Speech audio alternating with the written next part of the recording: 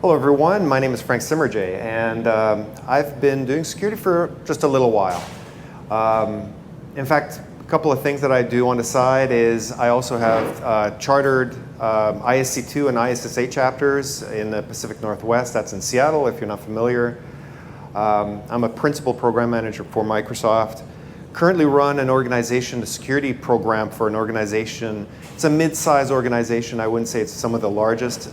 Some larger organizations within our Azure ecosystem, so these are cloud products, run probably pretty much every piece of software at the back end that you use today. In some capacity or not, Microsoft supports you in different capacities.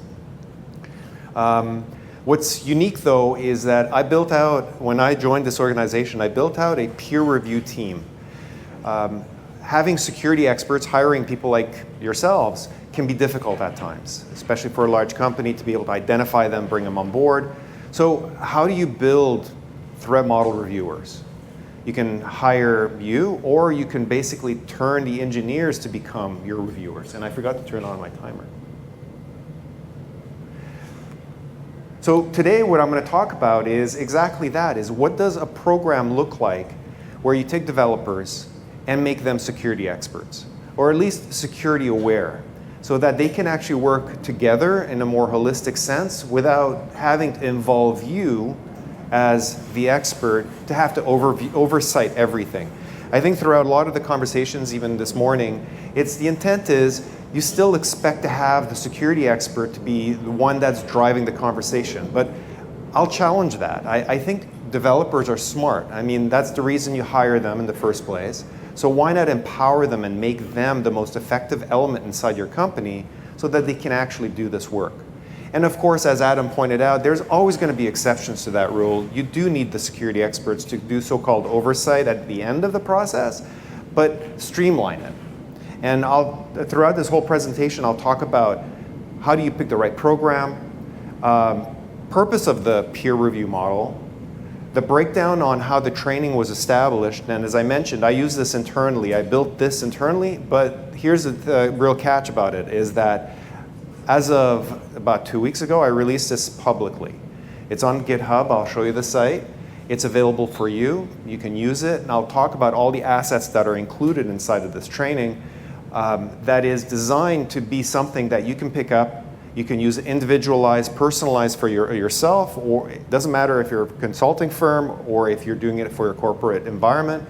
The outcome is that it is a program that utilizes open source material, commonly used information, and makes it available in a way, basically a curriculum vitae that you can actually apply for your environment.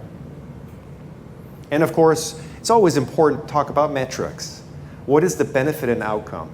And again, during this morning, there was discussion about, well, how do you measure? And I'll talk about, actually, how do you measure? Like, what does a success look like? A little bit of high-level flow. I think all of you know this.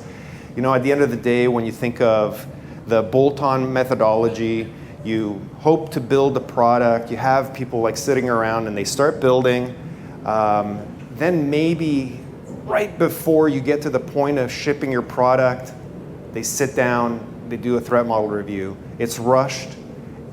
And then what happens with all the things that get identified? They get fixed after you ship. Personally, I know I've seen this occur many times.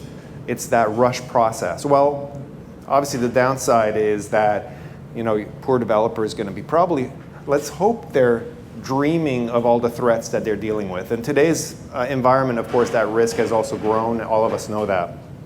So the benefit of a built-in program is really to try to help developers think about the fact that while they start thinking about the design, you actually bring the concept of threat modeling right into that foreground. Within my organization, this is actually one of the few things that I've been actually encouraging our engineers to opening up a threat model tool, since some of you probably use the Microsoft threat modeling tools. And throughout this presentation, I will be a little bit focused on it. The material doesn't necessarily need to utilize it, but the principle of, if you have a visual environment where you're developing code, why not have your threat modeling tool open at the same time and start articulating your architecture at the same time as you build. Because you know what, it's still better while you're thinking about the problem and then have that conversation. Again, in a peer model, you can utilize somebody in another development team to help you think about what are the risks that are being introduced. Reduces the potential of the simple problems that, again, Adam was talking about this morning. Is identify the simple, low-hanging fruit issues right off the bat. 25 minutes already. All right. Picking the right program. I didn't want to talk about the fact that there's a lot of programs out there. They all have benefits, right? It's there, again, lots of frameworks. Like, which one do you pick? I would say that at the end of the day, it's entirely up to you. Throughout this material that I'm talking about, it doesn't take away from any of it. And in fact, actually, part of the training, I think it's important everybody learn a little bit about these different programs, because it's about which one applies best to your current environment. You know, having even something like the Lisbon system for privacy it's fantastic. It's an augmentation of environments, right? It's being able to be adaptable. The rest of the presentation, I'll pretty much focus on one, which is the Stride program. Again, Microsoft created. It is something, a foundational element that we really think is important. And it's also relatively, from when I think of it, it's a simple one to explain, right? When you think about spoofing, tampering, repudiation, information disclosure, denial of service, and elevation of privilege. Now, one of the things to kind of think about this is that even in Stride, there are some control elements, some of the areas that are much higher risk. And through the training and discussion, it's also important to think of which ones are. Now, for my developers, I've always mentioned to them that all of them are important at the end of the day, but there's a scale of importance. And some of you may feel objectionable about this statement, but for instance, elevation of privilege and tampering are certainly higher risk, because if you have an environment where you can have an elevation of privilege, you're pretty much taken over. So DOS, serious problem, but it's a slightly lower risk. So, you know, kind of moving from the really OMG type situations to maybe the, yeah, I can get to it a little bit later. Likewise, important to be able to kind of scale and talking about risk management. Now, continuous review is also another really important thing. For us, we have taken on a very aggressive continuous SDL program. That means every 6 months, everything gets reviewed. Why? Even if it's been built, should you review it again? The answer is absolutely. Because you know, the threats are changing. So how would you know, let's say 3 months from now, that a brand new threat that at the time of what you developed wasn't being applied, but that may be something that you need to revisit your threat model. Real advantage of if it's something that is institutionalized and something that's done on a regular basis, it's relatively simple. Again, in a peer environment where all developers within your organization are successfully able to help each other out, you can actually go back to it and revisit. So again, that's a very important thing here, where you see this process of continuous flow. Now, as I mentioned, within Microsoft, we have applied a continuous SDL model. Everything goes through this process now. So think of everything that we build having to be revisited. Having enough security experts to so-called review everything, it becomes a pretty daunting problem, especially depending on the scale of what you're building within your organization. All right, a little bit about what does the program actually look like? What does this peer review program look like? It's about investigating the design. So one other element about a peer model is that if your peer team within your organization, one of your developers is actually helping you along this program, you know the first most important element is, what does the design look like? Odds are you know what the business is about, so you know and what the organization has been trying to develop. You may not know the intricacies of the code, but you understand the business model. As a result, you're going to be much more successful. That peer is going to be more effective. Also, as an organization, you usually have a better understanding of what risks you are dealing with, because again, developers talk, right? It's about building that community. And also having the ability to mitigate it and approve. Next element is action. So review the documentation, follow the agenda. Talking about a triggers checklist, what is that? I'll talk about the fact that that's actually something that is included in the site. As I mentioned in the second here, I'll share what that GitHub repo is. It's basically a checklist of, well, how do I start? What are the right questions to ask during a review? I think we all talk about the fact that there should be checklists. Well, I'll provide you one. Is it going to meet all of your needs? Absolutely not. But will it start the thinking process? Absolutely. And then being able to look at your threat model. Now, again, as I mentioned, throughout this material, it'll always be utilizing the threat model design tool. And interestingly enough, I also included one thing that I think is frequently missing is what does a more complex or advanced threat model, well-designed, look like? Like, what does a well-designed model look like? For, let's say, a Kubernetes cluster. You're looking at one right there. This is also included inside the repo for you to utilize. Next time you're trying to build a AKS cluster out in any capacity and you're kind of looking for a reference model, again, provided. How to apply the stride elements, making sure that you actually do all the key evaluations. Throughout the program, everything addresses OWASP top 10, MITRE ATT&CK, right? It's utilizing the best practice that's already available in the industry and really bringing it together so that it's quick and easy to apply. Mitigations and repair, obviously it's the last step. Collecting the bugs, making sure that you have an idea of what tasks need to be taken care of.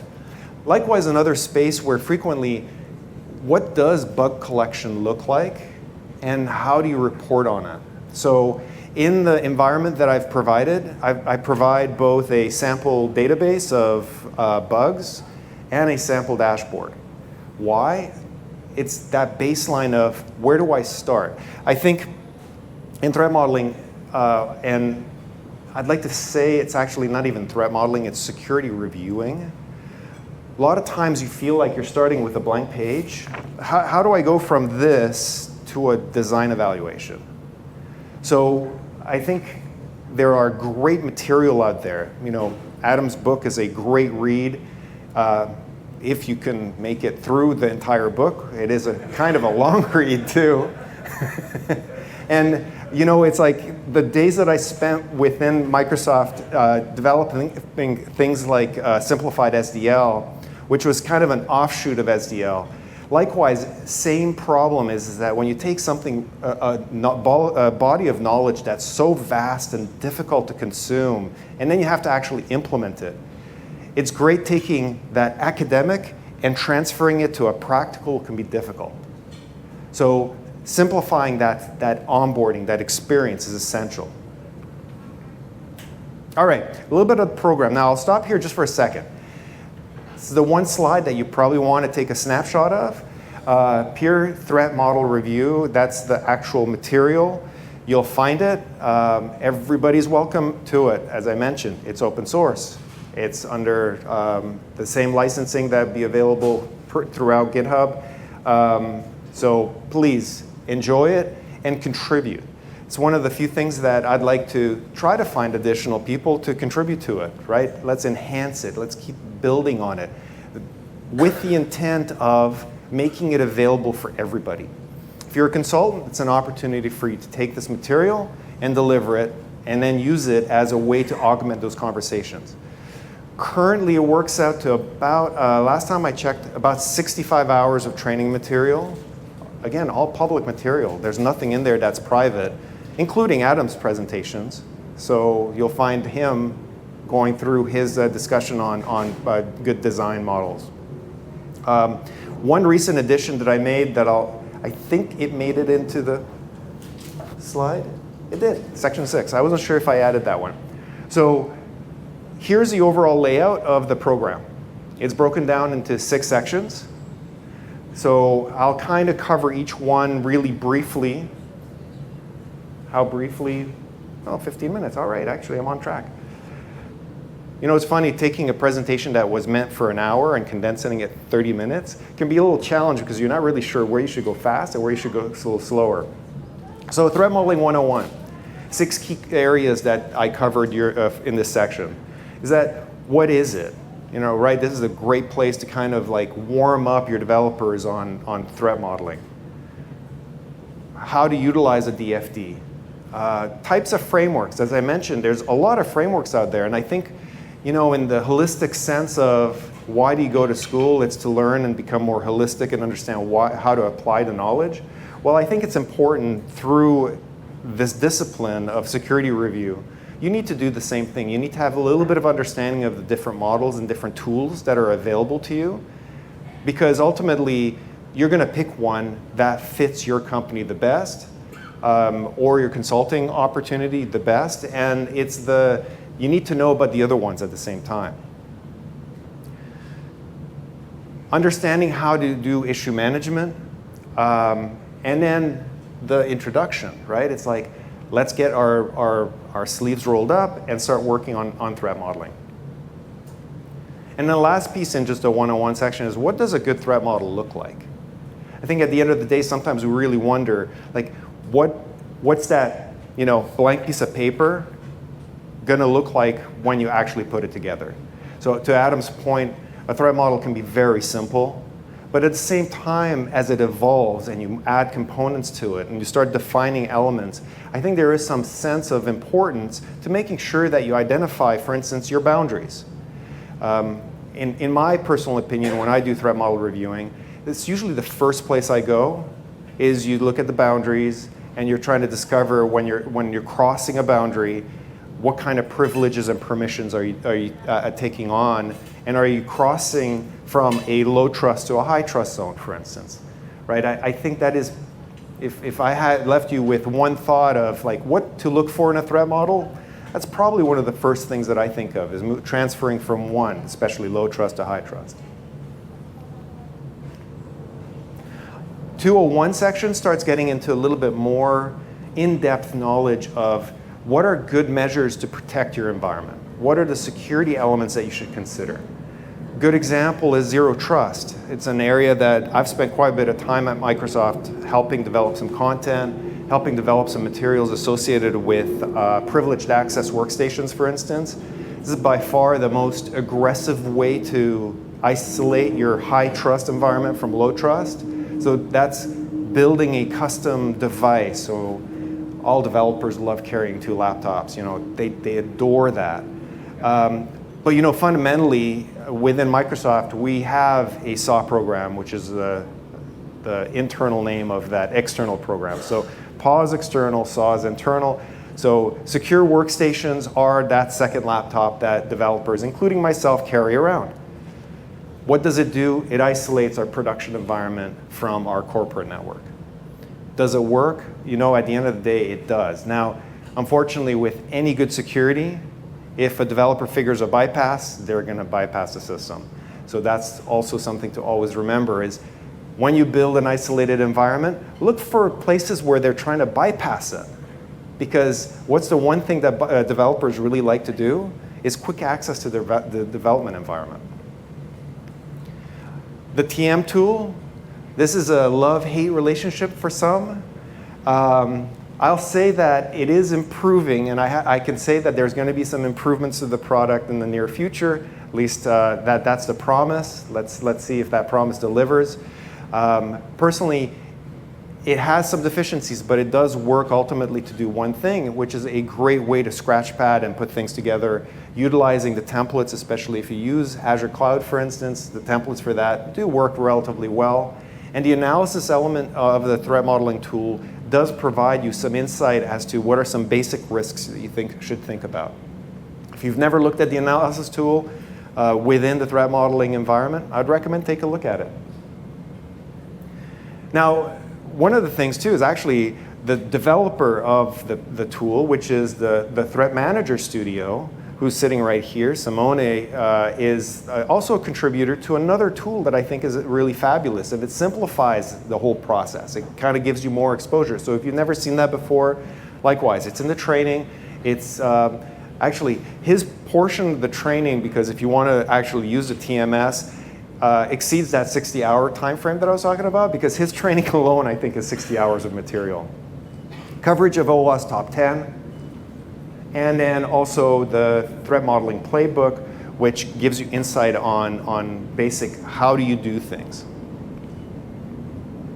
All right, we've gone through the 101 and the 201, so we've brought you along that journey of starting into threat modeling, advancing into threat modeling, but there's some fundamental security elements that I think everybody in this room probably is already very familiar with, but developers a lot of times are not. And it's important to bring them into fundamentals of authentication, authorization, key infrastructure. What's an SBOM?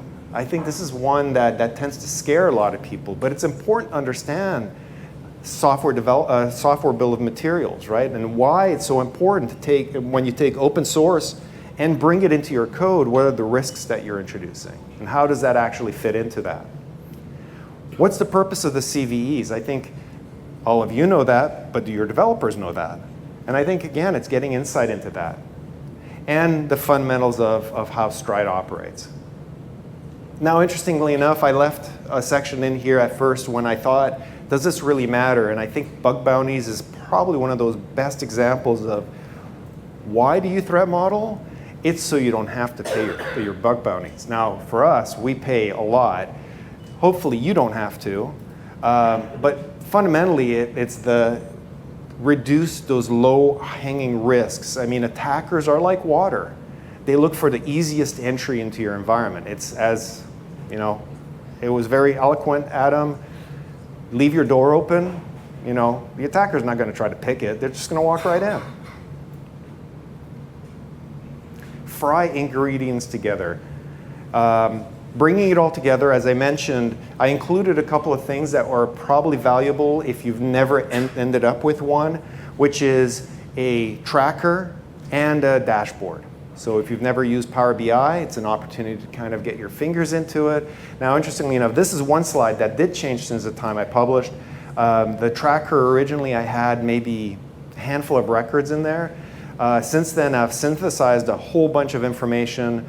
So everything in the Excel workbook is synthetic data, but there's several, I think now there's several hundred accounts that are created, a bunch of people, a bunch of attack vectors. And again, it's to try to help you understand how to elaborate and how to build out using this information.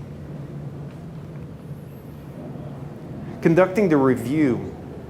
Now, one of the other things that I've heard before is, all right, great, so I can go through the training, but how do I actually apply it?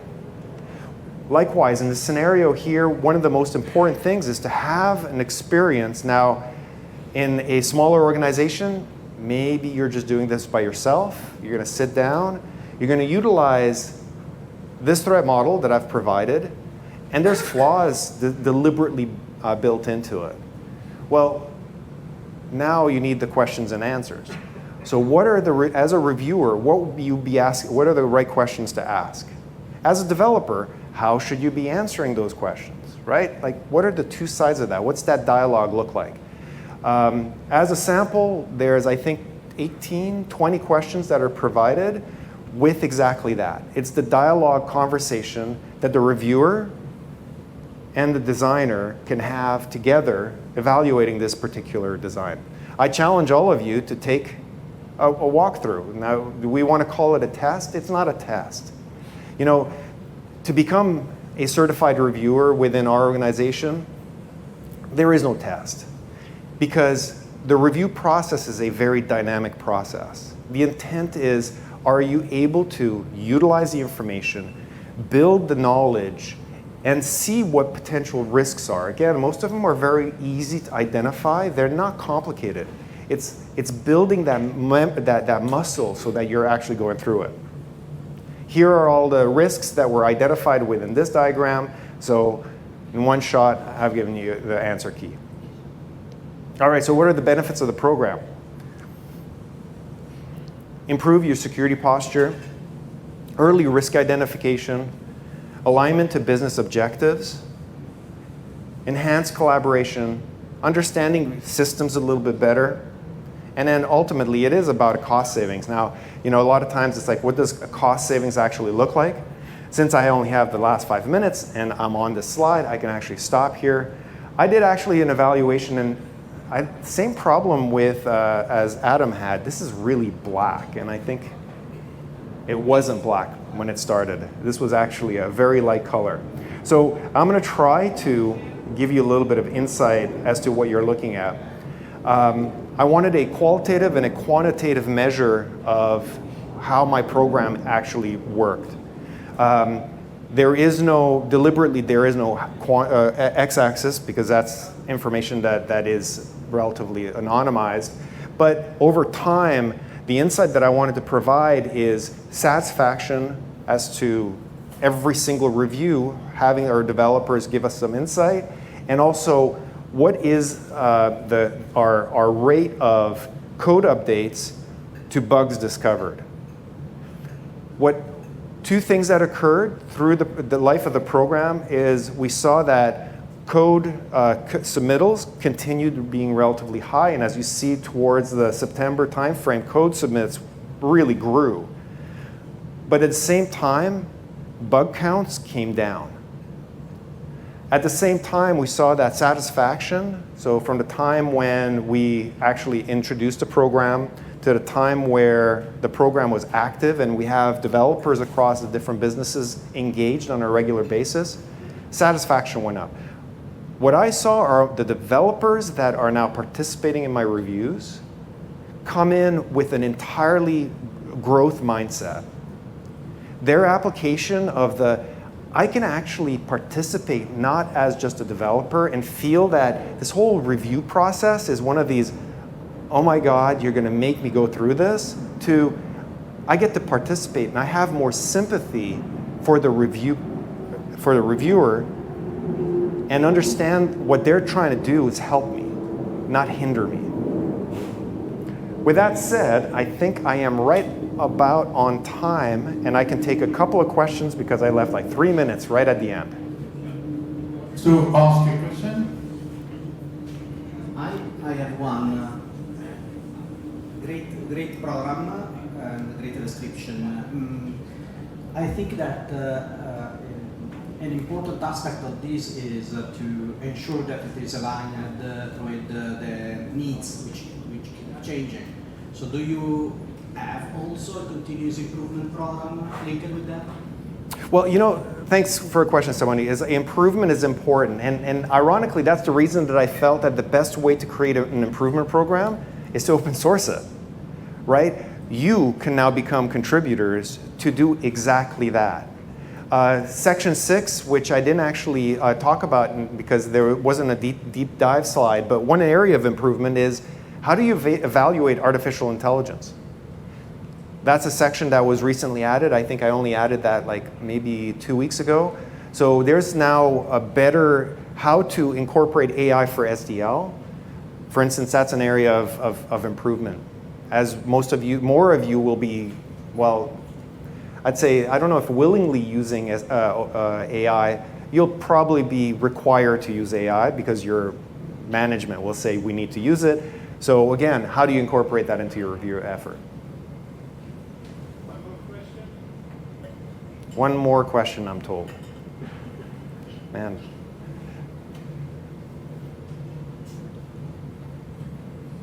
How are you verifying and validating the work that is done by the peer review process? Like, are you randomly sampling individual peer reviews and then validating, verifying that the work has actually been done to a standard that you'd expect out of the program? Yeah, I think you answered the question. It is, yeah. So when there's a lot of reviews in place, during the talk I didn't really mention, but actually I did because I talk about continuous SDL. It's like having to go through that 6-month process. Certainly, when it's a revisit of an existing, the requirement of so-called, the expert having to step in and do kind of a double check is lower. versus something brand new coming in that may require some additional involvement. In my program also, I require 2 reviewers, so 2 developers review the solution. That conversation between the 2 reviewers and potentially 2 developers is, again, a much better dialogue, because now you end up with, well, actually, did we really think about this, or did we look at this problem from that different sense? Great question, though. Is that it? All right, thank you very much for your time.